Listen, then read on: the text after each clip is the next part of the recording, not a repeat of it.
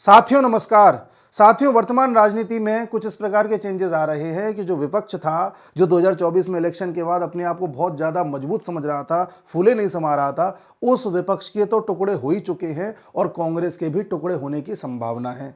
इधर जिस मोदी जी को यह समझा जा रहा था कि अरे अब तो ये कमजोर होने की कगार पर हैं, वो अब तक की सबसे ज़्यादा मजबूत स्थिति में खड़े हुए हैं। वर्ल्ड में भी उनको स्थान पहले से मजबूत मिल गया है जब से कुछ सत्ता परिवर्तन हुए हैं।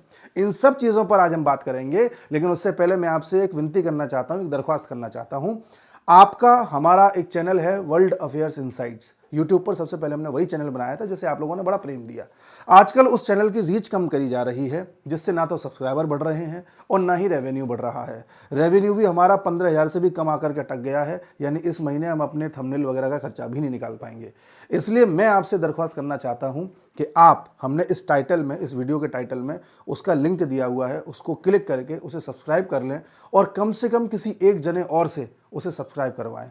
अगर आप में से हर व्यक्ति एक सब्सक्राइबर बढ़ाएगा तो हमें और फर्क पड़ेगा। इससे हमारा चैनल हो सकता है दोबारा से एल्गोरिदम में आ जाए और शायद लोग देखने लग जाएं। ये आपसे विनती है। आइए बात आगे करते हैं। अभी वर्तमान में जो हो रहा है, सबसे ज्यादा बड़ी खबर तो ये है कि महाकुंभ में 60 करोड़ से ज्यादा डिवोटीज स्नान कर चुके हैं। ये महाकुंभ, देखिए प्रकृति क्या चीज है। जहां मोदी कमजोर हुआ, जहां हिंदुओं को ये लगने लगा कि अरे यार हम तो जाति में बट गए, अरे यार अब तो हमारी जो है हिंदुत्व वाली बात आ ही नहीं पाएगी। एक मोदी जो कोशिश कर रहा था उठने की, उसने फिर अपने आप को 240 पे लाके खड़ा कर दिया। अब तो हिंदू कुछ नहीं कर सकता। एक निराशा का भाव जिस देश में आ गया था, और उस देश में भी सबसे ज्यादा नुकसान कहां हुआ था? यूपी में हुआ था। प्रकृति का संयोग देखिए, उसी यूपी में महाकुंभ हुआ। कोई ऐसा नहीं कि जानबूझ के कराया इन लोगों ने, होना था वो तो उसी वक्त हुआ जिस समय देश जिस समस्या से सबसे ज्यादा जूझ रहा था। सबसे ज्यादा किससे जूझ रहे थे हम? जातिवाद से। राहुल गांधी लगातार जाति जाति जाति, अरे बताइए मेडल लाने वाले कितनी जाति के हैं, बजट बनाने वाले कितनी जाति के हैं, मिस इंडिया वाले कितनी जाति के हैं। कैसे भी करके वो जो जाति का जो एक इनको हिंट मिल गई थी, उसको चौड़ा करना चाहते थे। प्रकृति ने एक ऐसा कुंभ पैदा किया, एक ऐसी घटना हुई कि 60 करोड़ लोग बिना किसी जाति के भेदभाव के, बिना किसी रोक टोक के, बिना किसी तरह के मन में संशय लिए स्नान करके गए। किसी के बगल में किस जाति का नहा रहा है किसी को नहीं पता। खाना प्रसाद जहां से ले रहे हैं वो किस जाति का है किसी को नहीं पता। चाय जिससे पी रहे हैं किस जाति का है नहीं पता। लोगों में एक हिंदुत्व की भावना आई, और जब कुंभ में एक साथ लोग स्नान करने गए, जब तस्वीरें आने लगी, लोग जाने लगे, भीड़ में जा रहे हैं, परेशान होकर जा रहे हैं, तो लोगों को भी रियलाइज होने लगा कि हम किस परंपरा से आते हैं। लोगों को जब पता चला कि 12 साल में एक बार कुंभ आता है और ये 12 × 12 144 साल में एक बार आया, तो लोगों को पता चला कि हमारा जो हमारा अध्यात्म है, जो हमारा हिंदुत्व है, जो हमारा सनातन है, वो सिर्फ ढकोसलों पे टिका हुआ है ऐसा नहीं है, वो साइंटिफिक भी है। लोगों को वहां से रियलाइज होने लगा यार कि हम कुछ गलत कर गए। इस कुंभ ने, साथियों याद रखना इस वीडियो को, इस कुंभ ने इस देश में दोबारा से हिंदुत्व की, सनातन की चेतना को जागृत किया है, जिस चेतना को बिल्कुल न्यूनतम स्तर पर ले जाया गया था 2024 के इलेक्शंस के बाद। क्योंकि माना जा रहा था कि बीजेपी सनातन प्रेमी है, या सनातनियों को साथ लेकर चलती है, या हिंदुत्व प्रेमी है। जब वहां डेंट पड़ा था तो लोगों का कॉन्फिडेंस बहुत गिर गया था, बीजेपी के कार्यकर्ताओं का कॉन्फिडेंस गिर गया था। लोगों को लगने लगा था कि मोदी का टाइम खत्म हो गया, अब धीरे धीरे मोदी जी को बाय कह देना चाहिए, योगी जी को ले आना चाहिए। लेकिन उसके बाद से प्रकृति ने ऐसा साथ देना स्टार्ट किया भारत का कि चीजें पहले से भी मजबूती के साथ आगे खड़ी हो गई। इसलिए कहा जाता है कि भारत पर इतने आक्रमण हुए, इतने लोगों ने यहाँ पर शासन किया, मुगल्स आए, अंग्रेज आए, क्रिश्चियंस आए, सब आए, और यहाँ पर एक से एक जयचंद से अंदर ही अंदर देश को खोखला करने वाले थे। बावजूद इसके इस देश में हिंदुत्व बचा हुआ है, सनातन बचा हुआ है, तो इसे प्रकृति की देन है। 2024 में जब इलेक्शन खत्म हुआ था तो किस तरह से कांग्रेस वाले खुश हो रहे थे, किस तरह से हाथ छाती पीट रहे थे, आपने देखा होगा। बिल्कुल हम ही हैं सबको, वी आर द बॉस, इस तरह से कर रहे थे। जो ये सो कॉल्ड सोनिया गांधी का परिवार है, ये किस तरह से फोटो खिंचा रहा था जैसे दीज आर विनर्स, ऐसे करके। और अब इनकी स्थिति ये है कि इन्हीं की पार्टी टूटने की कगार पर है। और इसमें जो स्टार्टिंग करी है वो करी है शशि थरूर ने। शशि थरूर लगातार तिरुवनंतपुरम से एमपी चुने जा रहे हैं। जब से ये आए हैं 4 बार लगातार जीत चुके हैं, इसलिए कांग्रेस की मजबूरी बन जाती है कि इनको टिकट दें।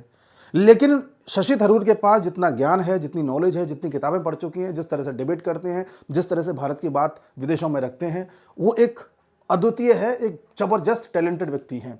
इन्होंने यूएन में चेयरमैन का चुनाव भी लड़ा था, ये हार गए थे, दूसरे नंबर पर रह गए थे। लेकिन उसके बाद से कांग्रेस ने इनको सिर्फ एक एमपी बना के छोड़ दिया है। इनको कभी ना तो कोई पोजीशन दी अच्छी सी, ना ही कभी कोई इनको ऐसी जिम्मेदारी दी जिससे कि उभर के सामने आए। और माना जा रहा है, बताया जा रहा है, पिछले 3-4 साल से ये पार्लियामेंट में किसी मुद्दे पर बोले भी नहीं है, क्योंकि बोलने ही नहीं दिया गया है। संसद में अधीर रंजन चौधरी जो इशारे करके बात करते हैं, जो ना हिंदी बोल पाते हैं ना इंग्लिश बोल पाते हैं, कुछ भाषा ठीक से बोल ही नहीं पाते, उनको तो कांग्रेस ने अपना लीडर ऑफ अपोजिशन बना दिया था। और शशि थरूर जो एक बात को बड़ी स्पष्टता से सामने रखते हैं, उनको कांग्रेस ने दबाने का प्रयास किया। केरल में लंबे समय से जीत रहे हैं, कितनी भी एंटी इनकम्बेंसी हो, कुछ भी हो, फिर भी जीत रहे हैं। और कांग्रेस क्या कर रही है? इनको बिल्कुल ही भाव नहीं दे रही। ये जब राहुल गांधी से मिलना भी चाहते हैं तो कोई इनको मिलने नहीं देता। और बीच में केसी वेणुगोपाल जो राहुल गांधी का राइट हैंड है, वो कहता है कि राहुल गांधी के मिलने से पहले आप मुझसे मिलिए, मैं अपॉइंटमेंट दूंगा तब आप मिलना। मतलब राहुल गांधी इतनी बड़ी चीज़ है। एक व्यक्ति जो इतना लर्नेड है, शशि थरूर, और जो हर चीज़ पर अपनी राय रखता है बिल्कुल न्यूट्रल होके। कई ऐसे मुद्दे हैं जो बीजेपी के डिसीजंस पर इन्होंने सहमति जताई है, इन्होंने तारीफ करी है, विपक्ष के नेता होने के बावजूद। इस बात से कांग्रेस बहुत चिढ़ती है। और कांग्रेस सबसे ज़्यादा तब से चिढ़ गई है जब से कांग्रेस में अध्यक्ष के लिए चुनाव कराया था, दिखावे के लिए कराया था कांग्रेस ने। उस चुनाव में बोल दिया था जिसको खड़ा होना है हो जाओ। तो एक तरफ मल्लिकार्जुन खड़गे को राहुल गांधी ने खुद खड़ा किया, अब पीछे से शशि थरूर खुद खड़े हो गए कि हम भी खड़े हो रहे हैं। इस बात से राहुल गांधी बहुत चढ़ गया है। और इसीलिए अब बात कुछ ऐसी पहुंच गई है कि शशि थरूर ने कहा है कि भाई देखो, अगर आपको मेरी ज़रूरत नहीं है तो मेरे पास और भी विकल्प है। लोगों को लग रहा है कि शशि थरूर बीजेपी में चले जाएंगे। बीजेपी में शशि थरूर जाएंगे नहीं, क्योंकि बीजेपी में अगर जाते हैं तो वहाँ से जीत नहीं पाएंगे। केरल में यद्यपि बीजेपी का एमपी अभी जीता है, पहली बार एक एमपी बीजेपी का वहाँ से गया है, लेकिन ऐसी कोई बीजेपी की वहाँ पकड़ नहीं है कि शशि थरूर बीजेपी के टिकट पर जीती जाए। ऑप्शन के नाम पे ये हो सकता है कि शशि थरूर लेफ्ट पार्टी में चले जाएं, जो भी सत्ता में है। और केरल में अगले साल चुनाव है, तो शशि थरूर जो ये बगावत टाइप की करना चाह रहे हैं, वो इसलिए करना चाह रहे हैं क्योंकि उन चुनावों में शशि थरूर को as a CM candidate Congress project कर दे। ये शशि थरूर चाह रहे हैं, यानी कि शशि थरूर भी कहीं ना कहीं अपना फायदा चाहते हैं। लगे हाथ हम आपके फायदे की भी बात कर लेते हैं, जिसमें कुछ फायदा हमको भी हो जाएगा। मैंने अपने डिस्क्रिप्शन में एक लिंक दिया हुआ है और कमेंट सेक्शन में भी उसको पिन किया हुआ है। उस पर क्लिक करके डिटेल भर के आप एक क्रेडिट कार्ड ले सकते हैं, जिसे HDFC Indian oil credit card कहा जा रहा है। इस क्रेडिट कार्ड से आप पहले शॉपिंग कर सकते हैं, बाद में पेमेंट कर दीजिएगा। और सबसे बड़ी बात यह है कि IOCL से आप एक साल में लगभग 50 लीटर तक पेट्रोल मुफ्त पा सकते हैं। आप जब भी इंडियन ऑयल की आउटलेट पर जाएंगे तो जितना भी पैसा खर्च कर रहे हैं उसका 5% तक का आपको फ्यूल पॉइंट मिल जाएगा। उसी प्रकार से इस क्रेडिट कार्ड से आप जब भी ग्रोसरी खरीदेंगे, बिल पेमेंट करेंगे, तो उस पर भी आपको 5% तक की स्पेंडिंग पर फ्यूल पॉइंट मिल जाएगा, जो आपको फायदा देगा। और उसके अलावा आप कहीं खर्चा करते हैं तो 150 रुपए के खर्चे पे आपको एक फ्यूल पॉइंट मिलेगा। इस तरह से सालाना एक बड़ी बचत आप कर सकते हैं और फायदा प्राप्त कर सकते हैं। तो इस क्रेडिट कार्ड को आप ट्राई करिए, आपको बहुत सारे फायदे होंगे, थोड़ा फायदा हमें भी हो जाएगा। अब आगे बढ़ते हैं टॉपिक पर। शशि थरूर ने ये बातें कहकर के कांग्रेस के बाकी नेताओं को जो घुटन महसूस कर रहे हैं, उनको भी एक हवा देने की कोशिश करी है कि देखो भाई, इस राहुल गांधी से जितनी जल्दी जान छुड़ा सकते हो छुड़ा लो। राहुल गांधी एक्चुअल में एक ऐसा नेता है जो नहीं चाहता कि उससे बड़ा कद किसी का हो जाए। कोई ऐसा ज़्यादा टैलेंटेड नेता होगा या जिसमें लीडरशिप क्वालिटी होगी, उस नेता को कांग्रेस में दबा दिया जाता है, आगे नहीं बढ़ने दिया जाता है। आपने ऐसे कई उदाहरण देखे होंगे। अभी भी सचिन पायलट के साथ वही हो रहा है, ज्योतिरादित्य सिंधिया के साथ भी वही हो रहा था, इसलिए उन्होंने पार्टी ही छोड़ दी। ऐसे कई नेताओं ने पार्टी छोड़ दी, गुलाम नबी आज़ाद ने छोड़ दी, कपिल सिब्बल ने छोड़ दी। जितने भी फ्रंट में जो लीड करने वाले थे, उन सभी को या तो कांग्रेस से निकाल दिया गया या उन्होंने पार्टी छोड़ दी, क्योंकि राहुल गांधी अपने आगे किसी की चलने नहीं देता। और सोनिया गांधी, राहुल गांधी, प्रियंका गांधी चाहते हैं कि राहुल गांधी ही फेस बना रहे, चाहे जीते चाहे हारे। 90 इलेक्शन हार चुका है, फिर भी यही फेस रहे। तो ये जो कांग्रेस में अंदर ही अंदर मामला है ना, आप समझ जाइए कि विपक्ष का हाल क्या होने वाला है। ऐसा भी हो सकता है कि 30-40 MP मिलकर के इस्तीफा ही दे दें, बीजेपी दिलवा ले और दोबारा से उस पर इलेक्शन करवा दे, हो जाएगा पूर्ण बहुमत। क्या होगा क्या नहीं होगा देखेंगे। राहुल गांधी आजकल किस तरह से फ्रस्ट्रेटेड है वो पता चलता है कि उन्होंने मायावती जी को लेकर के भी बयान दिया था कुछ दिन पहले और बोला कि मायावती जी 2024 में अगर हमारे साथ इलेक्शन लड़ लेती तो बीजेपी और कमजोर हो जाती, यूपी में और सीटें हम जीत लेते। भैया, मायावती जी की क्या गलती है? 2019 में मायावती और अखिलेश यादव एक हो गए थे तो कुछ नहीं कर पाए। आपको याद होगा 1991-1992 के आसपास भी मायावती, BSP और सपा पार्टी मिलकर के लड़े थे। उस वक्त भी बीजेपी अकेले लड़ी थी और इन लोगों से 5% ज़्यादा वोट शेयर था। सीट भले ही एक आध कम थी, तो हालांकि उसमें सपा बसपा ने मिलकर सरकार बना ली थी और उस समय डायलॉग चलते थे कि मिले मुलायम काशी राम, हवा में उड़ गए जय श्री राम, क्योंकि राम आंदोलन उस समय चरम सीमा पे था। तो ऐसा नहीं है कि जब मायावती और सपा एक हो जाते हैं तो कुछ करिश्मा हो जाता है। जब बसपा और सपा के एक होने पर कुछ नहीं हो पा रहा, तो बसपा सपा कांग्रेस के एक होने पर क्या हो जाएगा? कांग्रेस का तो कोई वजूद ही नहीं है यूपी में। 2019 में तो बसपा सपा के साथ साथ रालोद भी थी, आरएलडी, जो पश्चिम यूपी में पकड़ बना के रखती है, जाट बहुल्य क्षेत्रों में उसकी अच्छी खासी पकड़ है, तो कुछ नहीं कर पाए साहब। 2024 में जो थोड़ा बहुत डेंट ये दे पाए यूपी में, उसका कारण था कि उन्होंने झूठ जो बोला था कि 400 सीट आ गई तो संविधान बदल देंगे, ये काम कर गया था। और दूसरा था कि एक हवा उड़ा दी थी केजरीवाल ने जेल से निकलने के बाद कि अगर इनकी 400 सीट आ गई तो यूपी में योगी आदित्यनाथ को हटा देंगे ये लोग। और यूपी वाले योगी जी से बड़ा प्रेम करते हैं। कई ऐसे मुद्दे जहां पर मोदी और योगी दोनों में से किसी एक को चुनना हो या क्रेडिट देना हो, तो लोग योगी को क्रेडिट ज़्यादा देते हैं। अब जैसे महाकुंभ है, मान लीजिए, अब महाकुंभ का क्रेडिट मान लो मोदी जी लेने लग जाएं कि अरे देखो केंद्र सरकार की मदद से महाकुंभ हुआ, तो यूपी वालों को बुरा लग जाएगा। यूपी वाले कहेंगे योगी जी मेहनत कर रहे थे, हम देख रहे थे, आप कैसे क्रेडिट ले रहे हो, जबकि मोदी जी भी पसंद है लोगों की। तो कुछ मामले ऐसे हैं जब लोगों का ईगो हर्ट हो जाता है योगी जी के नाम पे, तो इस वजह से भी एक डेंट यूपी में पड़ा था। तो राहुल गांधी किस तरह से परेशान है, कांग्रेस में किस तरह से इनका मामला बिगड़ा हुआ है, मैंने आपको बता दिया। और ये जो इंडिया अलायंस, जो भिंडी अलायंस बना हुआ था, ये तो टूटा हुआ है ही। पहली बात तो ये लोग खुद कहते थे कि लोकसभा के इलेक्शन के बाद हमारा कोई अलायंस नहीं रहेगा। दूसरा, आप देखोगे ममता बनर्जी अलग राग आलापती हैं, अलग वो अध्यक्ष बनना चाह रही हैं, राहुल गांधी के वैसे खिलाफ रहती हैं। और इधर जब दिल्ली में इलेक्शन हुए थे तो आपको याद होगा कांग्रेस अकेली पड़ गई थी। केजरीवाल था, केजरीवाल के साथ ममता बनर्जी का सपोर्ट था, अखिलेश यादव का सपोर्ट था, नीचे उधर शरद पवार की पार्टी का सपोर्ट था। यानी सभी पार्टी जो इंडिया अलायंस में हुआ करती थी वो कहीं ना कहीं केजरीवाल को सपोर्ट कर रही थी और कांग्रेस को अकेला छोड़ दिया था। क्योंकि इन पार्टीज को समझ में आ गया है कि कांग्रेस एक पैरासाइट है, ये क्षेत्रीय पार्टियों का सहारा लेकर के एंटर करती है, मजबूत होती है और फिर क्षेत्रीय पार्टीज को ही खा जाती है। इसलिए क्षेत्रीय पार्टी दूरी बना रही है। जिस क्षेत्रीय पार्टी और कांग्रेस के समायोजन से, इनके मिलन से हम लोगों को लग रहा था कि 2024 का इलेक्शन हार गई बीजेपी, अब क्या होगा, अब तो फिर से वही होने लग जाएगा जो पहले होता था, वो सब अब बिखर रहा है। वो कितना खोखला था पता चल रहा है।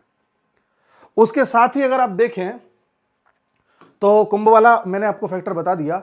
उसके साथ ही जो सबसे बड़ा फैक्टर है वो है इंटरनेशनल पॉलिटिक्स में बदलाव। ट्रंप के आने से जो हमारी पॉलिटिक्स में इंटरफेरेंस होता था, आपको बताया था $21 मिलियन वो लोग भिजवाते थे यहाँ पर, कई यूट्यूबर्स, पत्रकार, वो पूरा लेफ्ट इकोसिस्टम यहाँ पर खेल करता था, डिक्टेटर है मोदी, डिक्टेटर है, इस तरह से वीडियोस बनाता था। वो सब जो है अब उनको फंडिंग मिलना बंद हो जाएगी। तो जो अमेरिका का इंटरफेरेंस होता था वो बंद होगा।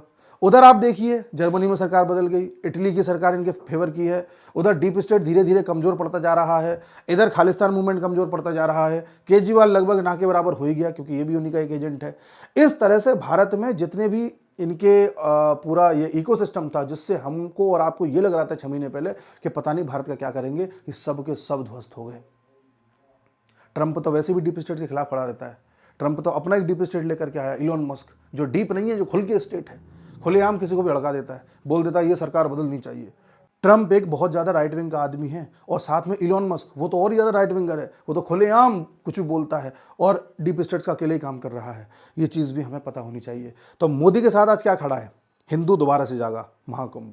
हिंदू को रियलाइज़ हुआ हमने गलती क्या करी। उसके बाद ये जाति जाति जाति जो इन्होंने किया था विपक्ष वालों ने, उससे हिंदू सचेत हो गया कि अरे यार ये तो फ्रॉड है सबके सब। उसके बाद दूसरा काम क्या होता है? इंटरनेशनल पॉलिटिक्स बदलती है यूएस में तथा अन्य देशों में। उसके बाद क्या होता है? उसके बाद हम देखते हैं कि कांग्रेस में ही अंदर अंदर फूट पड़ रही है। कांग्रेस का क्षेत्रीय पार्टीज के साथ अब तालमेल बन नहीं रहा। कांग्रेस अपने ही गठबंधन के साथियों के खिलाफ चुनाव लड़ रही है, उनके खिलाफ बयान दे रही है। और क्या देखा? कांग्रेस खुद फ्रस्ट्रेट है राहुल गांधी को लेकर के कि राहुल गांधी को छोड़ सकते नहीं है और पकड़ के रखते हैं तो हार रहे हैं। और उसके साथ ही जितने भी ये डीप स्टेट्स वाले थे जो पीछे से पैसा लगाते थे, जो उनका पूरा इकोसिस्टम काम करता था, ये पूरी तरह से वीक हो चुका है। इसमें इन सारे फैक्टर्स में कुछ प्रकृति की देन है और कुछ मोदी जी का खुद का करिश्मा है। और सबसे बड़ी चीज़ है पेशेंस। आदमी के सामने कितनी भी बड़ी विपत्ति आ जाए, पेशेंस रखिए, बेसिक्स में जाइए। बेसिक्स क्या था बीजेपी का? बेसिक्स था हिंदू वोट, हिंदू एकजुटता, हिंदू राष्ट्र, राष्ट्रवाद, ये सब बेसिक्स था। बीजेपी बेसिक्स से हटी, सबका साथ, सबका विकास, सबका विश्वास। बीजेपी को समझ में आ गया नहीं बेसिक्स से हटना नहीं है, दोबारा बीजेपी वहीं आई। अब कह रहे हैं कि एक हैं तो सेफ हैं, बटोगे तो कटोगे। दूसरा बेसिक्स क्या था? आरएसएस बीजेपी मिलकर काम करते थे। पिछले साल के चुनाव में बीजेपी को लगने लगा कि हम ही सब कुछ हैं, फिर बीजेपी को लगा नहीं नहीं नहीं नहीं हम नहीं हैं, आरएसएस को लाओ। फिर आरएसएस ने हरियाणा में काम किया, महाराष्ट्र में काम किया, दिल्ली में काम किया, अब अगला नंबर बंगाल का है। तो इससे पता चलता है कि संगठन क्या होता है। बीजेपी ने उस पर काम किया, आरएसएस के साथ मिलकर काम कर रहे हैं। उसके बाद लीडर्स खड़े करो, ये नहीं कि मोदी मोदी मोदी। देवेंद्र फडणवीस उधर है, हरियाणा में आपके वो हैं जो है नाम भूल गया मैं उनका, और इधर दिल्ली में आपकी नई रेखा गुप्ता जी को लाया गया है, उधर आपके पुष्कर सिंह धामी जी हैं नायब सैनी हरियाणा में, इधर योगी जी हैं, उधर हेमंत बिस्व शर्मा हैं, उधर आपके अन्ना मलाई हैं। इन सबको तैयार किया, इन सबको कमान दी कि आप अपने हिसाब से करो। पहले मोदी जी को लग रहा था कि योगी ज़्यादा पॉपुलर ना हो जाए, अमित शाह को ज़्यादा डर था इस बात का। अब मोदी जी ने कहा तुम अपने हिसाब से चलो योगी जी, हम आपको फ्री हैंड देते हैं। ये ताकत है जी। उसके साथ ही इन लोगों ने जो इनका वोट बैंक है जो इन्होंने नया तैयार किया है, जिसे लाभार्थी वर्ग कहते हैं, सुनिश्चित किया कि महिलाओं को लाभ पहुंचना चाहिए, पैसे पहुंचने चाहिए, अलग अलग स्कीम्स का लाभ पहुंचे, ये वर्ग टूट ना जाए हमसे। उसके बाद ये सुनिश्चित किया गया कि जितने भी लोग हैं, जितने भी कार्यकर्ता हैं, साथ में कार्य करते हैं, उनको साथ लेके चलो। ये नहीं कि कांग्रेस के नेता अपने में भर लिए, उन्हीं को टिकट दे दी, उन्हीं को जिता दिया, तो जो कार्यकर्ता बीजेपी के काम कर रहा था वो तो मायूस हो जाएगा। उस कार्यकर्ता को बताया कि नहीं, तुम्हारी भी वैल्यू है। यहाँ से काम हुआ। मेहनत करिए साहब, पिछले 6-8 महीने बीजेपी ने, प्रकृति ने साथ दिया, बात अलग है।